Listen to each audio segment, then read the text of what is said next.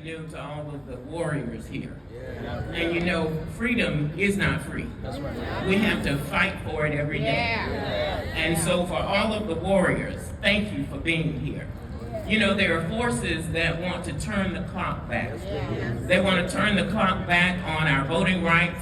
And your being here today, our being here today, is to send a message that we know you want to turn the clock back, but the only clock you're going to turn back on us is the one for daylight savings time.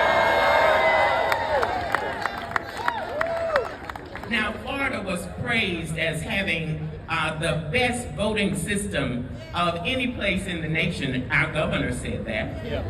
And if it was the gold standard, why did we need an elections police that set about arresting people who received voter registration cards from the state of Florida, and when they voted, they were arrested and put in jail?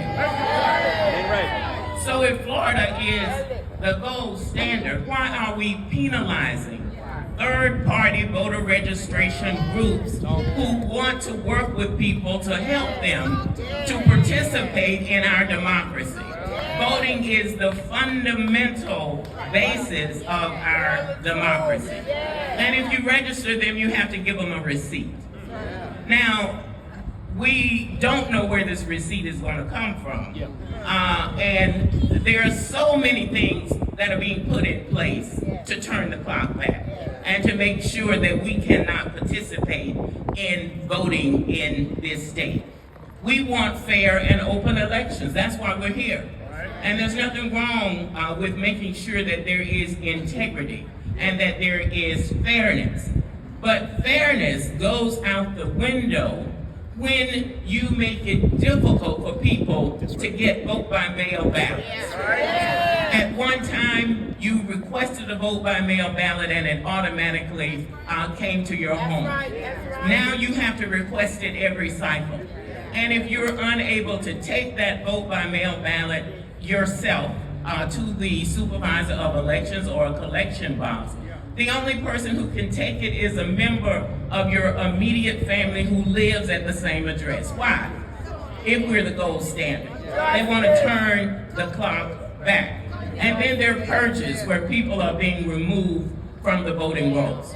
So I have worked with Representative LaVon Bracy Davis, and we have filed the Harry T. and Harriet B. Moore Voting Rights Act for Florida.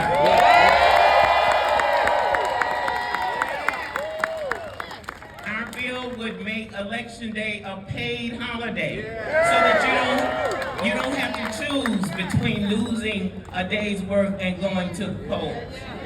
Our bill would say that you request a vote by mail ballot, and until you cancel it, you continue to receive it.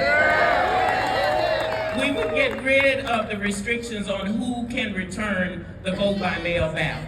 At one time, you could return it 24/7 because we had surveillance. Now you can only return it when the supervisors of elections office is open, putting impediments in the way so that it is difficult for us to vote. But we are here because of Harry T. and Harriet B. Moore. They were organizers. They registered people to vote in the 1940s. They were teachers in Mims, Florida, until they started advocating for equalization of teacher pay.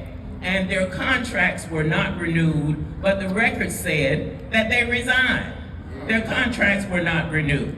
So they devoted all of their time to organizing branches of the NAACP. They registered more African Americans to vote in Florida than any other state in the nation.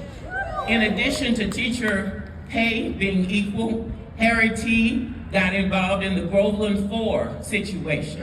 And he wrote the governor and demanded that Willis McCall be impeached and removed from office. So he was a vocal person, he was an active person, and everything that he did put his life in order. And you heard the poem on Christmas night, 1951. After celebrating their 25th wedding anniversary, they retired and a bomb exploded in the middle of the night Harry T. died on Christmas night, 1951, and his wife, Harriet, lingered for 9 days. She also died. So we are here to let you know that we are fighting for your rights, for our rights, for those young people yet not eligible to vote. We want them to be able to vote. But it's because of them that we are here and we have filed the Florida Voting Rights Act. And thank you, warriors, for joining us.